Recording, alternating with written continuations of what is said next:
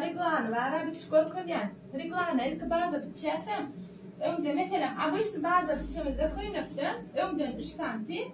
Arkadan eğinin 2 santi düşerken doğru mu? Ne reglana önden 3 santi düşer. Arkada hiç santi düşmeye. İşte gol koyup kaçardan. Bicara. Ana. Hiç santi düşemedi eğinden. Onu abişte bazı biştik. İnne şunu diklu görünüşü derlerinin proymasının zadının oylup yeninin nirden almayanı gorkot geçse bu çıkaramaz. Çıldık o tayda eylevelerdi. Bitiştiler şu an bir yana bu tayda gorkot geçedim ben. Bu tarafa arka ödümüz gözümüze getirin. Bu tarafa ön gorkot gidiyor. Bu çıkaramaz. Alnığı dik gözümüze getirin. Proymasını oy gorkot yani reglanı. Onu ben abisi eğilim 19 santimetre. 19 ölçüyatına proyma yani. Reglana proyma yamadı. İlk abisini bazen o ya. Ana. 19 mı düştük mü? Ön tarafa eğilimi de şundan alan şuraya verdik yapılıyor. Ön tarafa ben ödüm 19 santimetre yani. 19 malum. 19 alan yerimden yine aralım 19 alan. Şu eğilinin ne çoğalsa şuraya alalım. Şu olmalı. Ona şey bir karar alalım. Şurayı. Tela bulamı cevap. Zaten durma filan. Ana.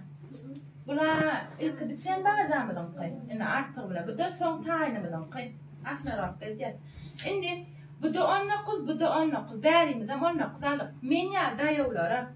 Ona arka taraf evimizden düşülenler evimiz görünüp arka tarafımızda 3 santim ulan ya. 19 20 reglan proymasını öğretken. 22.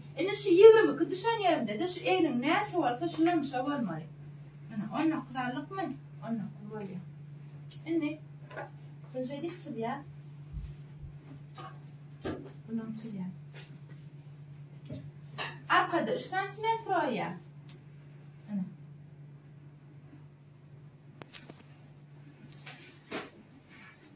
Önde 2,5 santimetre yani.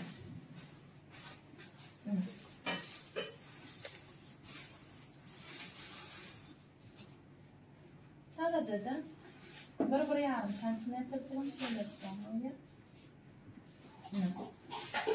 Обычный koyunun proyması nasıl? Ne?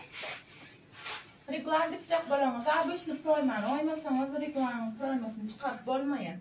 Ondan reglanda da ondan mıdama şu vit çıkarmaya, ayla vit çıkarmaya, bulbul ayla tinalmaya, Fransız çıkarmaya. Bu taydan vit çıkarıp reglan koyunun olmayın.